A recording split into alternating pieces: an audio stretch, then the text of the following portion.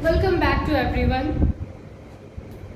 Students, कल मैंने आपको microbes in human welfare chapter पढ़ाया था, जिसमें से आज मैं उसका एक टॉपिक यहाँ पे microbes in house hold products के एमसीक्यू लेकर आई हूँ। देखिए, इस एमसीक्यू की सीरीज़ को स्टार्ट करने से पहले मैं आपको कुछ बताना चाहती हूँ। इस सीरीज़ को स्टार्ट करने से पहले अगर आप अच्छे से इस सीरीज़ को प्रिपेयर करना चाहते हैं तो मेरे प्रीवियस वीडियो इस चैप्टर के ज़रूर देखिएगा। अगर आप प्रीवियस वीडियो देखेंगे तो आपको कॉन्सेप्ट क्लियर हो जाएगा। ठीक है, जिन्होंने देखा है बहुत अच्छी बात, जिसने नहीं देखा वो ज़रूर देखेंगे। तो स्टार्ट करते हैं।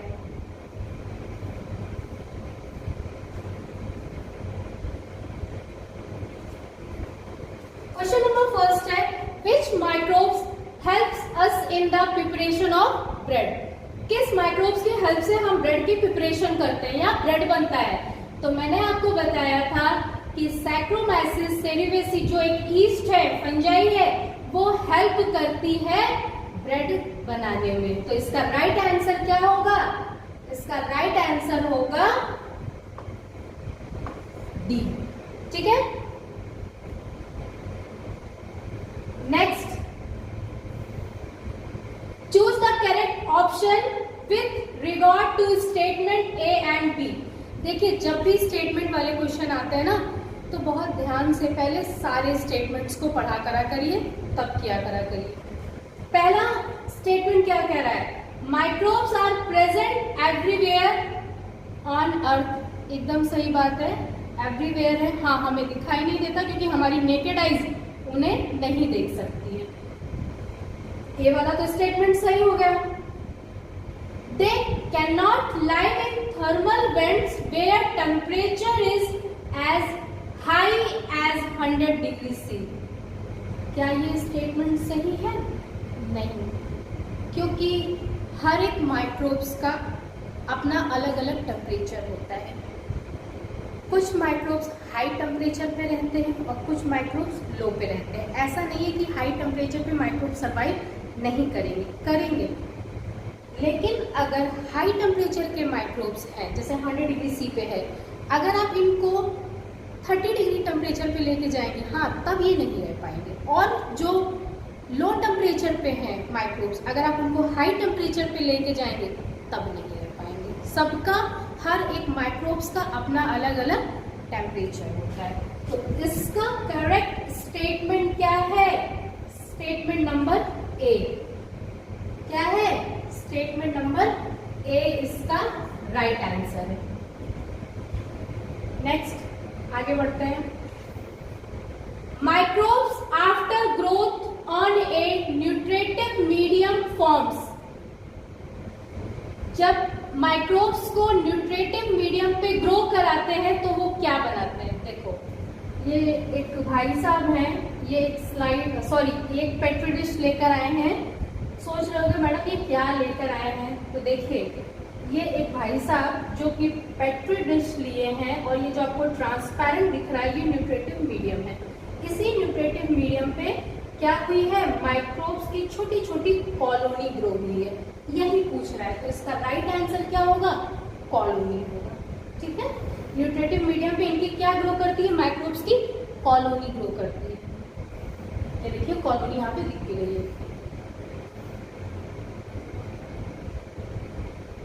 Question number 4, dash dash is oblique are responsible for converting milk into curd. इनमें से कौन सा माइक्रोब रिस्पॉन्सिबल है मिल्क को कर्ड में कन्वर्ट करने के लिए?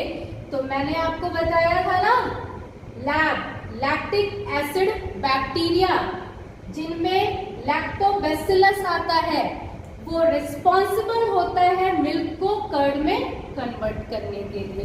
ये देखिए, कर्ड का भी डायग्राम है। ठीक है, नेक्स्ट क्वेश्चन है, if someone wants to make curd from milk, a small amount of curd is added to fresh milk.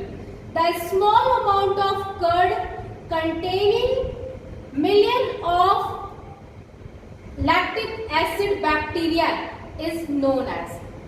Question क्या कह रहा है? कह रहा है कि कोई इंसान मान लो जो कि मिल्क से कर्ड बनाना चाहता है, तो जब वो मिल्क से कर्ड बनाएगा तो नेचुरल सी बात है ना, थोड़ा सा कर्ड लेगा।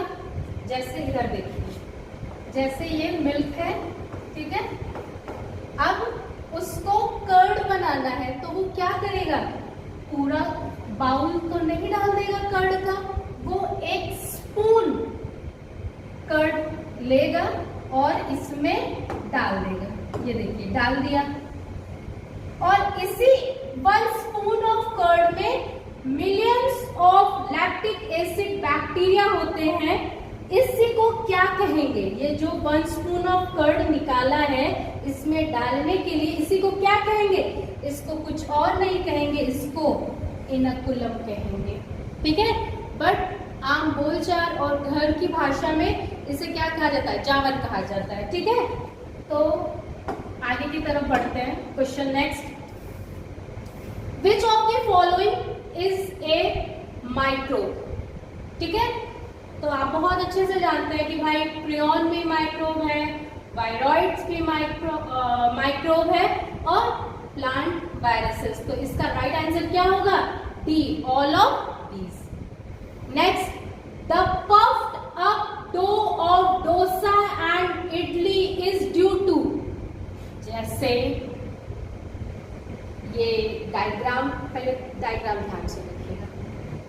डोसा या इडली का बैटर बनाया गया, डो बनाया गया, और ये बहुत अच्छे से एक पफी अपीयरेंस आ गया, और अब ध्यान से देखिए इतना ज्यादा पफ होने लगा कि यहाँ से अब ये गिरने वाला है, देखिए थोड़ा सा गिरने की शुरुआत हो गई। पूछ रहा है क्यों, किस वजह से ये पफ आया है। The puffed up dough of dosa and idli is due to, इसमें क्यों इतना पफ आया है, तो मैंने आपको बताया था ना, इसमें क्या होता है कि फर्मेंटेशन होता है, और फर्मेंटेशन किसके थ्रू होता है, फर्मेंटेशन बाय बैक्टीरिया, बैक्टीरिया करती है, and production of carbon dioxide, और कार्बन डाइऑक्साइड बनती है। जितनी ज्यादा कार्बन डाइऑक्साइड का प्रोडक्शन होगा उतना ज्यादा इडली पफी बनेगी, ठीक है। तो ये इसका आंसर हो गया। Next, which vitamin is synthesized by lab lactic acid bacteria, तो विटामिन B12, ठीक है। ध्यान से एकदम रट लीजिए, विटामिन B12 दिमाग में बैठा लीजिए।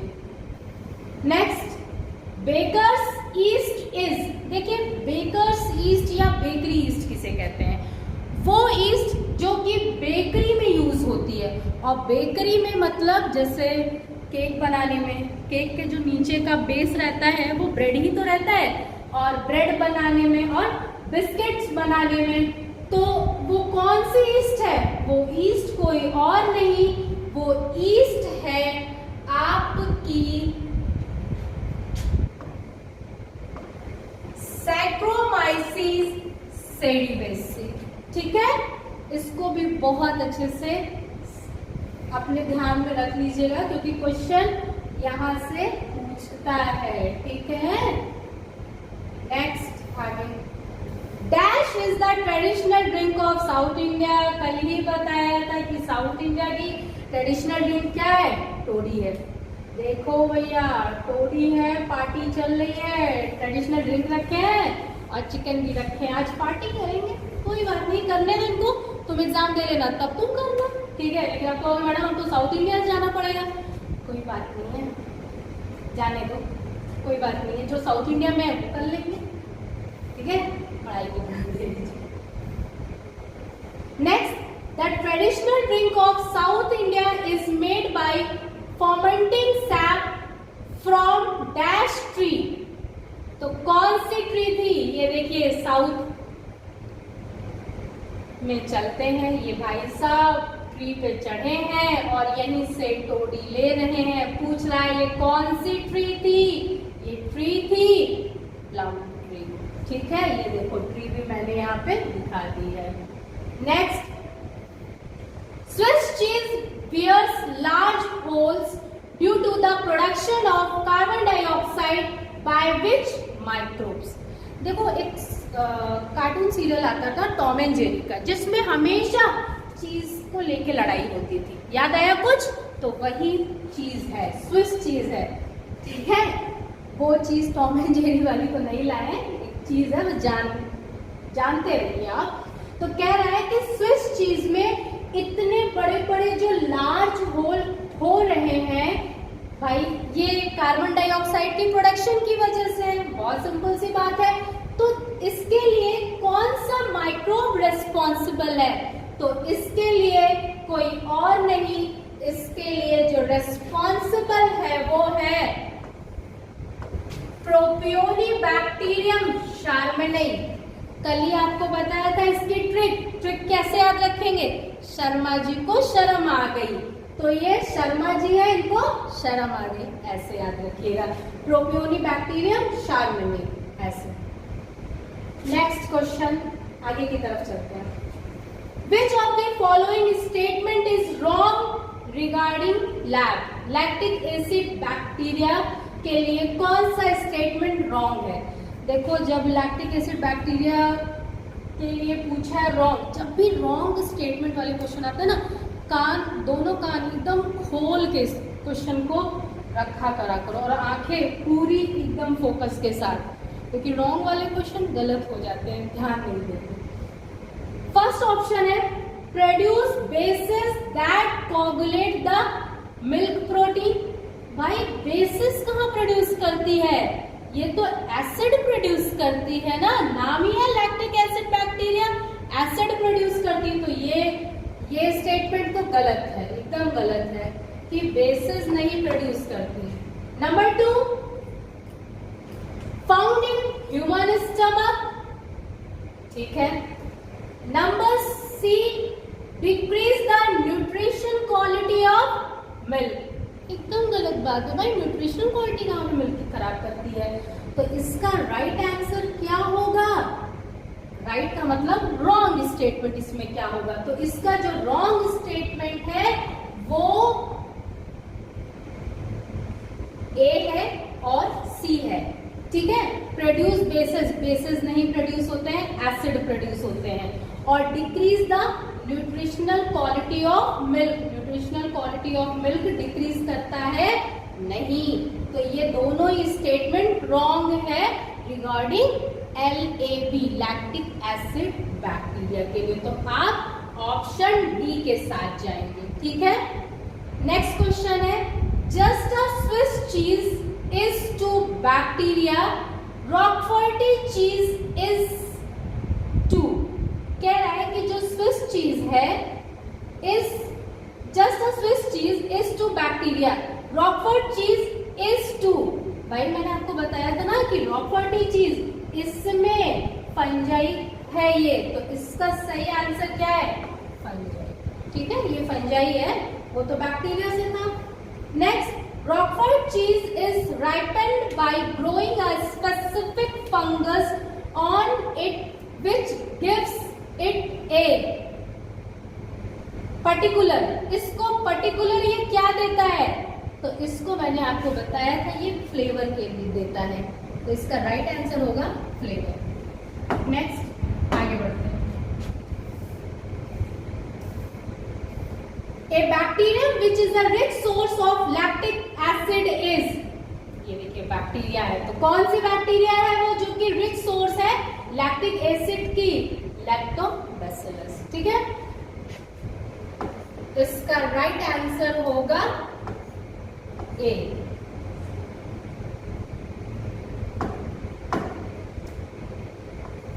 ए होगा, ठीक है।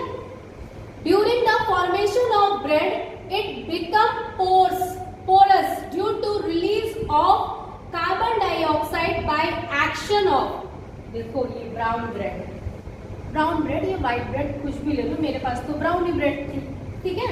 तो कह रहा है कि इसमें जब ब्रेड बनती है इट बिकम पोरस, इसमें देखो छोटे छोटे से पोर्स आ जाते हैं, कुछ बड़े हैं कुछ छोटे हैं, कई सारे पोर्स आ जाते हैं due to release of carbon dioxide. Obvious सी बात है, कार्बन डाइऑक्साइड से बाय एक्शन ऑफ, किसके एक्शन से? तो वो ईस्ट के एक्शन से था, और वो कौन सी ईस्ट थी? सैक्रोमाइसिस सेरेबेसी।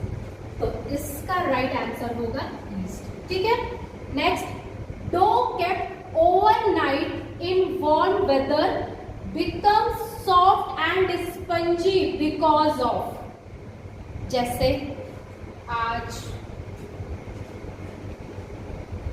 आपके घर में मान लीजिए पार्टी है, आज आपके घर में पार्टी है, और पार्टी में आपके दोस्तों ने बोला कि हमें डोसा खाना है, इडली खाना है। तो आपने अपनी मदर से बोला कि भाई मेरे फ्रेंड्स आएंगे, उन्हें डोसा और इडली खाना है। तो आपकी मदर ने क्या किया? डोसा और इडली का बैटर बना लिया, डो बना लिया 2 दिन पहले, और बना के उन्हें वार्म इन्वायरमेंट में रख दिया, गर्म में रख दिया। ठीक है, अब वो जो बैटर था या जो डो था, वो जब इडली बनी तो बहुत ही सॉफ्ट बनी और बहुत स्पंजी बनी। तो वो कह रहा है किस वजह से? तो वो इस वजह से बनी क्योंकि इसमें फर्मेंटेशन हुआ, और फर्मेंटेशन से कार्बन डाइऑक्साइड रिलीज होगा। जितनी ज़्यादा कार्बन डाइऑक्साइड रिलीज होगी वो उतना ही ज़्यादा स्पंजी और पफी होगा। ठीक है, ये हो गया। Next question, conversion of milk to curd improve its nutritional value by increasing the amount of, किसका अमाउंट इंक्रीज होता है? विटामिन B12 का होता है। ठीक है, ये हो गया, मैंने आपको पहले भी इसको बताया था। नेक्स्ट, ये क्वेश्चन थोड़ा ध्यान से देखिएगा। Mark the incorrect statement, right चीज के बारे में क्या इनकरेक्ट स्टेटमेंट लिखा है? तो देखिए, cheese is partially degradated concentrated of milk fat and casein manufactured by activity of microbes, is right. ऐसे ही तो बनती है, ये तो सही है, लेकिन हमें क्या सर्च करना है? इनकरेक्ट। तो इसको छोड़ दो, ये हमारे काम का नहीं। Cheese consists of milk curd that has separated from liquid part. हाँ, ये भी सही है, वहीं से तो करते हैं। C, cheese is of 3 types: soft, semi hard and hard। इसमें देखिए वाटर का परसेंटेज भी बताया गया। सॉफ्ट में 50 to 80% वाटर है, सेमी हार्ड में अबाउट 45% वाटर है, और हार्ड में क्या है? लेस देन 40% वाटर है। ये तीनों तो भाई ठीक है। चौथे पे आते हैं, large hole Swiss cheese is ripened with the help of CO2 producing bacteria called Penicillium roqueforti. नहीं, वो बैक्टीरिया कहाँ थी? वो तो फंजाई थी ना, तो ये गलत है। तो हमें रॉन्ग स्टेटमेंट मिल गया। Is that clear? ठीक है, तो इसमें रॉन्ग क्या है? इनकरेक्ट स्टेटमेंट डी वाला है। Large hole Swiss cheese is ripened with the help of CO2 producing bacteria called Penicillium roqueforti. ये गलत है बच्चे। ठीक है, आई थिंक जितने क्वेश्चंस मैंने आपको बताए हैं, आप इन क्वेश्चन को अच्छे से लगाइएगा। इससे बाहर कुछ नहीं है MCQ में आपका आने वाला। और अच्छे से इस टॉपिक को समझने के लिए आपको इसकी लेक्चर वीडियो देखनी होगी। जब आप लेक्चर वीडियो देखेंगे तब आपका कॉन्सेप्ट क्लियर होगा। Is that clear? मिलते हैं नेक्स्ट वीडियो के साथ।